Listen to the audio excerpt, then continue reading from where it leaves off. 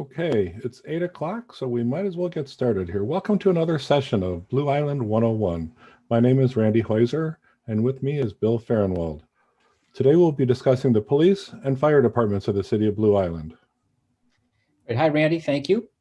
Also note that we are monitoring the YouTube channel and the Zoom chat. So if you have any questions during the session, please feel free to type away, and we'll be certainly doing our best to answer any questions during the session. And I guess I'll lead off with a summary of the police department. Blue Island Police Department. Many of you are probably familiar with them, see them out on the street. And I'll say just right off the bat, I think we have a really good police department. We're fortunate. This police department structure is, there's the chief, currently Chief Arzab, although she just announced her retirement. And so we're in the market for a new police chief. She reports directly to the mayor. And a full complement of the staff for the police department is 37 full-time sworn officers, including the police chief and the detective division. Also, just as a note, currently, it has been for a while, our police force is down from about 37 to, 33, 32. Something like that. And as we'll see here, it's a process to keep the police department full. Patrol officers work 12-hour shifts split up into 4 groups. So there's always a full complement of officers on the street. There's also a school resource officer position. And so when staffing permits, a sworn police officer is assigned to local schools to be a liaison with the schools in the city. And the school district in that case pays 100% of the officer's salary, including all their benefits. Now training, and this kind of gets to this point of why it's a bit of a challenge to keep the police force up to full force right now, is that there is quite a bit of training that goes into it. There's a 14-week academy, a state test, and field training of 12 to 15 weeks with 18 months probation when a new officer joins the force. So it takes quite a while. And then there is, of course, state mandated training throughout their career. Their training includes a wide range of, professional skills. There's psychology training, child abuse, domestic violence, sexual harassment, cultural competency, use of force, and Illinois Law Enforcement Training and Standards Board. And this all means it takes quite a bit of time to bring in a new officer. And because Blue Island is a smaller force, and we don't have the budgets to support large salaries, I guess I would say, we have a lot of turnover within the police department. We have a lot of young, it's good and bad, a lot of good young officers come in, and this is their first experience, so they're anxious to learn and anxious to do well. But we lose some of them because they get a better offer, not better place to work, but a higher rate of pay. Exactly. And so it's kind of difficult to keep. We're lucky to have a number of folks who've stayed on the force with us for a long time. They're very dedicated, but we do have some churn, and that's what makes it difficult to maintain that 37 officer force. Their clerical staff handles parking tickets, local ordinance tickets, and office support. And dispatch is now handled by Cook County Emergency Telephone System Board. That's been about, 2-3 years, I guess, that's gone there. And we used to have our own 911 system, and the equipment was outdated, standards were changing, and it was just becoming way too expensive for us to operate it by ourselves. And Cook County hired several of our dispatchers in the process. And so that moved us to a more of a regional dispatch, and it also helps with the Department of Homeland Security. So we kind of get a bigger bang for our buck, if you will. Blue Island Police Department also has officers assigned to several different kind of teams. There's the South Suburban Emergency Response Team, which handles hostage situations, barricade situations, and apprehension of violent offenders. And this is the SSERT, as it's called, is made up of officers from the majority of the South Suburban municipalities. Then there's another SMART, Suburban Major Accident Reconstruction Team, which is, again, made up of officers from the majority of the South Suburban municipalities. And the South Suburban Major Crimes Task Force kind of self-explains itself in its names, handles major crimes. And then, of course, there's the DEA, Drug Enforcement Agency, which seizes assets and is a direct line to feed resources to the Illinois State Police and Cook County Police, assist with any other needs the city might have. And the police department is also part of the Illinois Emergency Alert System, which provides mutual aid in any disaster proclamation. Therefore, we can bring a lot more resources into a given location if they are needed quickly. And then back there on this experience that you might have, unfortunately, most uncommonly with the police department, is if you do happen to get pulled over by the Blue Island Police Department, the officer will ask for your driver's license and registration, and then they will return to the squad car to look up your information on LEADS, which is the Law Enforcement Agency Data System. That's linked to a lot of databases across the country, including the Illinois Secretary of State database to verify your driver's license and vehicle information, as well as any outstanding warrants that might be out on you. I'm sure most of our listeners don't have that problem. Biggest arrest lately, aggravated speeding, 26 miles over the speed limit. And that's a lot in Blue Island. Yeah, it is. And that mandatory court appearance and the need to hire a lawyer. So you want to kind of watch your speed here in the city of Blue Island. Also, something that we've recently, again, been able to take advantage of is something called the STEP grant, Sustained Traffic Enforcement Program, which is a grant that is going to is designed to help catch seatbelt and distracted drivers using the phone while driving. And we recently received a grant for that, and it puts an officer on the street for these specific purposes. And we will be utilizing that grant, and there'll be some additional enforcement in the very near future in Blue Island. And then the police department does also engage in public education, the DARE program, which I'm sure many of you are familiar with, drug and alcohol resistance education, the National Light Out, tours of the police department for school groups, although probably we're not doing that right at the moment. Yeah. And but that'll pick up again when we can all sound the all clear, and public service announcements on social media. And there are a couple of other really handy services for residents regarding the police department also. There's something called Smart 911, and that is an emergency alert service. And if you don't have it, you can go on the Blue Island website and sign up for it. And if there's something going on that the police think someone in the neighborhood or whatever needs to know, you'll get an alert on your cell phone, and it's a handy thing to have. Then there's something called Frontline, which provides vacation watch, key holder information, overnight parking, if you need to have someone, a non-Blue Island resident, park overnight, and also just general non-emergency reporting of minor offenses you can do online through Frontline. And LexisNexis also permits you to order crash reports online. And all these links are available at blueisland.org. That's the Blue Island City website. On the right-hand side of the homepage, you'll see these all listed, and you can click to any of them. And I've made use of them, and they're very handy. It means you don't have to make a phone call or whatever, and just get stuff going quickly. So all of this adds up to the need for a budget.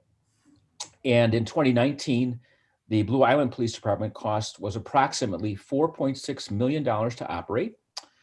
And within that activity, or within that year, they handled over 30,000 calls for service per year. So it's a busy place. They're always out there doing something. And we're fortunate to have a good police department. And that is the basic outline of the Blue Island Police Department. Yeah, Bill, I did get one question from someone listening. How is that enforced? Will there be random stops? I'm assuming that means for the STEP grant. Yeah. Do you know the answer to that? I believe they're going to be stopping it. They're going to be in one spot, if I'm not mistaken, like they've done before. Yeah, and I don't know the exact location, but you heard it here first. So be aware. And towards the end of this month, I believe, is when they're going to start doing the enforcement. But I might just note that I sit on the Public Safety Committee, which oversees both the police and the fire department, and this was STEP grant came through us, of course, for us to look at. Mm-hmm. And yeah, there'll be periodically an officer is funded basically to go out on these specific enforcements. And yeah, it'll be random, and I don't know where they'll be, and Randy doesn't know where they'll be, but well, I'll find out. Yeah. Just have your seat belt buckled and your phone in your purse or your pocket. Follow the law and you won't have a problem. That's right. Anyway, I'm going to talk about the fire department for a few minutes today. The staff, the fire chief is the leader of the fire department, and he reports directly to the mayor. The Blue Island Fire Department has 3 shifts with 9 firefighters each, including 1 lieutenant. Each shift is on duty for a 24-hour period, so they're on 1 day, off 2 days. Also, we have we don't have a fire prevention officer, but it's a duty shared amongst a couple of the people who are qualified to do fire inspections, as well as plan review for sprinkler systems, whatnot, for any new business coming in. Training. So Bill alluded to the fact in the police department that we have to send them out for training. In the fire department, we expect them to come in with training. And it's a basic operations firefighter with EMS. That's what we have been and had in a requirement for the police, or for the fire department. In the future, we're going to be going all ALS, or advanced life support, which is a paramedic basically. So and they receive their mandate, and they also have to receive mandated training throughout their career. We do have 1 clerical staff person. He handles the administrative duties of the department. So if the ambulance comes to your house and you get that bill, that was put in and entered by the clerical staff. If you need a copy of a fire report, that's pretty much taken care of by the clerical person at the fire department. So we use, like Bill said, we used to have our own 911 center. We did police and fire for our city. Now we use Orland Fire Protection to do our dispatching. Like I say, like Bill said, the equipment we had was outdated and the standards were changing, and it was getting really hard to, with such a small group, be able to maintain it effectively with all the current standards. The equipment the fire department has 1 truck. That's the ladder truck. Those are expensive. Those are well over $1 million each, and ours is 20 years old. So we're putting a lot of maintenance into it at this point in time. And that's right now. We also have 3 engines. Those are the fire trucks, if you will.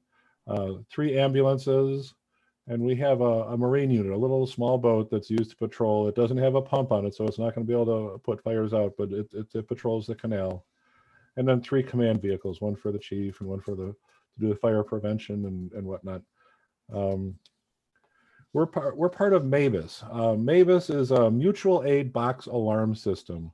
MAVIS is a statewide mutual aid response system for fire, EMS, and specialized operational teams, such as hazmat, a dive team, a technical rescue, like if you have like a big factory or something that have to go in there and do some technical rescue.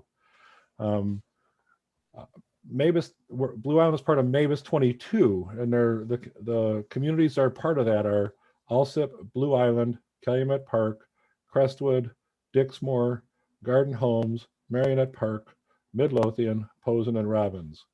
And when a fire call goes out, let's say there's either mutual aid or auto aid. If we get a fire call, you can automatically see that you will have people from those areas, or even other MAVIS areas, because Orland dispatches to us. I've seen Orland Park outside of our Firehouse 1 manning the station while we're out on a call. So it's really kind of cool. Mutual aid, really, we're able to use everyone else's resources, and we also will respond to other people when they're out on a call. So I briefly talked about ALS and BLS. Advanced Life Support System is paramedics, and basic life support system is the EMTs that we have right now. With the loss of Metro South Hospital, our drive times are longer. We have found the need that you can't just pick someone up and get them to the hospital in 2 minutes like we used to be able to do. So we have 20-minute transport times, and the city is well on its way to having ALS or paramedics on our fire rigs. So what happens if there is a fire call? You say, hey, there's a fire at so-and-so. You go out there and they call it a still. They get out there, they say, hey, that's actually a fire. Then they call it a full still. So the responding engine will call a full still. And that's when you start to see the things roll into place with MAVIS. That's when people start coming out. If the first chief, so there's chiefs in all these areas too, and they will occasionally come out and well, more than occasionally, I've seen the reports that our fire chief submits to our council. You'll get chief from Alsip will get there before the chief from Blue Island, and he'll take command of the fire.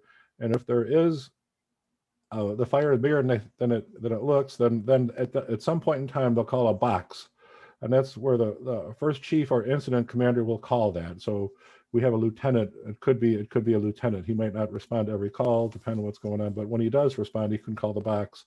And then, like you saw at Maple Tree several years ago, they do a second alarm, a third alarm, or even a fourth alarm. Every fire call gets 3 engines, 2 truck squads, 2 trucks, a squad, and an ambulance, and an auto aid chief. Like I mentioned before, a chief will be there. So when it's a fire call, you get a lot of equipment to roll out just in case. That could come from, like I said, maybe it's 22 or other regions. You know, when we had the fire for the at the Maple Tree, we had people coming from 20 miles away to help with that fire. It's really a good community. There's in the fire department, we get approximately 3,839, maybe 4,000 calls a year, calls for service. And of that, 60% are EMS calls or ambulance calls, and 40% are fire calls. And of those fire calls, we really only see like structure fires. We only see 20 to 35 calls a year for fires, or like car fires in an accident. So it's pretty rare you see a big fire, and it's sad to see, but when it happens, we're there for it. Investigators, in the event of a large loss or from a fire, a suspicious fire, or loss of life, then we have either the state fire marshal or the local investigators will investigate and recreate the scene and create a report for our files. Public education. We do a fair amount of that. I mean, I think we all can remember when we were kids going to the firehouse and looking at the fire truck and watching the firemen suit up, or in a parade or whatever, seeing them and waving at them. And but they also roll. So does the police department. They will, when possible, when we're allowed to have block parties, they'll come to the block party and show off the truck and to the engine to the people at your block party. We also do a lot for Fire Prevention Week. This year we're giving away smoke alarms. We had not a small amount of, like 20 or so. We also give school tours. We go talk to seniors about fire safety and what to do, and talk about the importance of smoke detectors. And and like the fire department, or like the police department Bill mentioned, in 2019, the fire department cost approximately $2.6 million to operate. So to put those numbers in place, the 4.6 plus the 2.6 million, $7.2 million a year that we spend as a city of Blue Island for the public safety of our residents and businesses.